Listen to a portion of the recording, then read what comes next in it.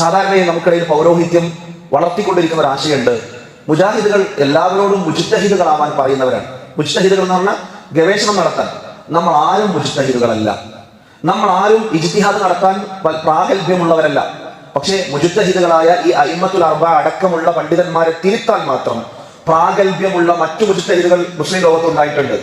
ആ മുജ്തഹിദുകൾ ഇവരുടെ തെറ്റുകൾ ചൂണ്ടിക്കാണിക്കുമ്പോൾ ഇമാം ഷാഫിഈക്ക് ആ വിഷയത്തിൽ പിഴച്ചു, ഇമാം മാലിക്കിന് ആ വിഷയത്തിൽ പിഴച്ചു, പ്രവാചകന്റെ ഹദീസ് ഇങ്ങനെയാണ് വന്നത് എന്ന് ഈ മുജ്തഹിദുകളായ പണ്ഡിതന്മാരെ അത്ര തന്നെ പ്രഗത്ഭരായ മറ്റു പണ്ഡിതന്മാര് അവരുടെ ശിഷ്യന്മാര് തിരുത്തുമ്പോൾ, ആ തിരുത്തിയതിന്റെ തെളിവും മറ്റും നമ്മൾ നേർക്കുനേരെ കാണുമ്പോൾ പിന്നീടും ആ അബദ്ധം സ്വീകരിക്കരുത് എന്ന് മാത്രമാണ് നമ്മൾ പറഞ്ഞത്.